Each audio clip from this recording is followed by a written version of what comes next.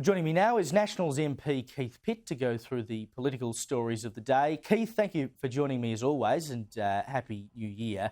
Let's start with this US mining giant Alcoa. Now, they announced today that they're going to close their Perth alumina refinery over the coming months.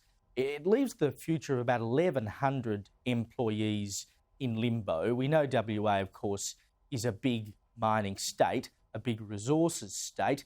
And the surplus that the federal government keeps carrying on about is underpinned by all of these resources. Why would such a big business want to pack up and leave Australia? Oh, firstly, Caleb, great to be with you. And secondly, what a terrible start to the year, to 2024, for the more than 700 in the first tranche, individuals who will lose their jobs. And potentially that's 700 families. And the reasons are pretty straightforward. That this is a legacy factory, it's a legacy refinery, it's been around for a long time. According to media reports, it's been underwater by more than $100 million in terms of a loss for the year, last financial year, or the last reporting year. And you now have the impact of Labor government policies, like the safeguard mechanism, like changes to IR, like massive increases in energy costs. And if you're making alumina, well, one of your biggest inputs is electricity and energy costs. It basically sets whether you're profitable or not. So it's not profitable. They're not going to continue, and I think it's a devastating decision, and so much for the sovereign manufacturing capacity of this country that Albanese keeps promising. Yeah, I mean, if you've got to pay all that money to put the power into the system, as you say, it just becomes unviable. I mean, you know, you think back to, it wasn't power that caused it, but you think back to Holden, for instance, when it was operating here in Australia. You got to a point in terms of producing cars because of the cost of the staff and all the rules they had to adhere to.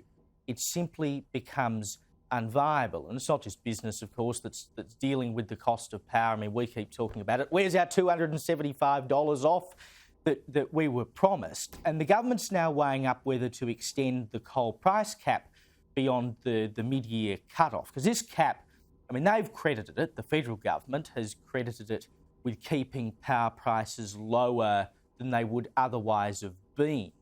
But if the government doesn't extend it, you are probably looking at a spike in power prices because, of course, the value of coal, the price of coal will go up, and that flows through to the consumer. But the other thing is that if the government does extend it, these coal generators keep receiving compensation from the federal government. And who pays for that compensation? You and I do. Here's what Treasurer Jim Chalmers had to say about it earlier today. We've worked with state governments on the coal caps. There hasn't been a decision taken to extend those beyond the middle of the year. But we welcome the ABS making it crystal clear to Australians that if the federal Liberals and Nationals had had their way when they voted against our energy relief plan, electricity prices would have been much higher.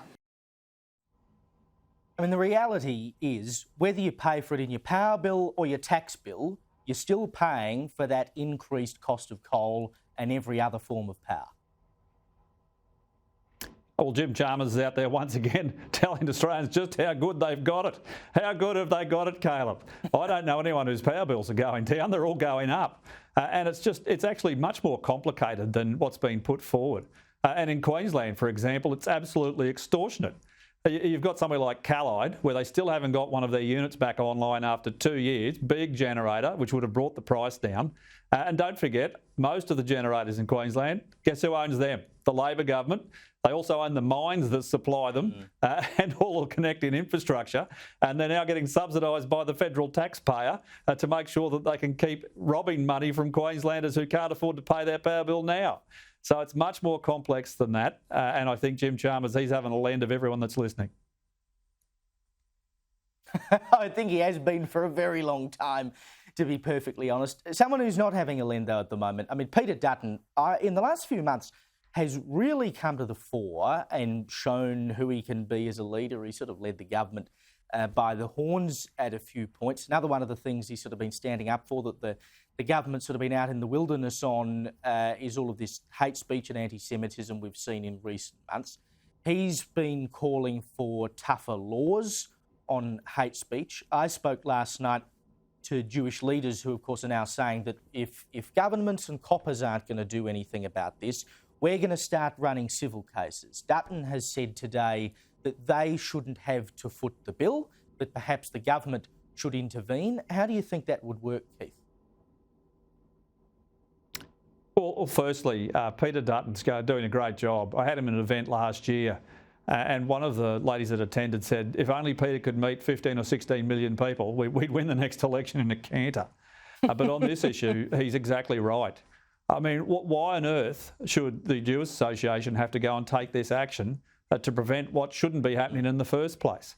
And at a federal level, mate, this is one of the challenges we've had, even with the religious discrimination bill, for example. How do you legislate for tolerance? It's something that people should just have, and they should behave appropriately, and we shouldn't be seeing these types of things, particularly in Australia. I mean, this is something you'd expect to see in war-torn parts of the world, not Western Sydney. So I think Dutz is exactly right. He is on the money here. Action needs to be taken, and it shouldn't be up to associations to take it on, and the police should be doing their job, and if the laws aren't working, well, let's change them. Yeah, and by the way, the Victoria Police revealed today that they had a rise in hate crimes in the state over the past 3 months. They said they'd investigated more than 100 anti-Semitic crimes in Melbourne since the October 7 attacks, which I would think is a bit lower than what's actually happened. But I just want to note the fact that only 12 things related to Islamophobia were investigated. Remember when they were telling us, oh, yeah, anti-Semitism, but also we've got to worry about Islamophobia? It has not been a thing. Keith Pitt, thank you so much for your time tonight, mate. Great to be with you.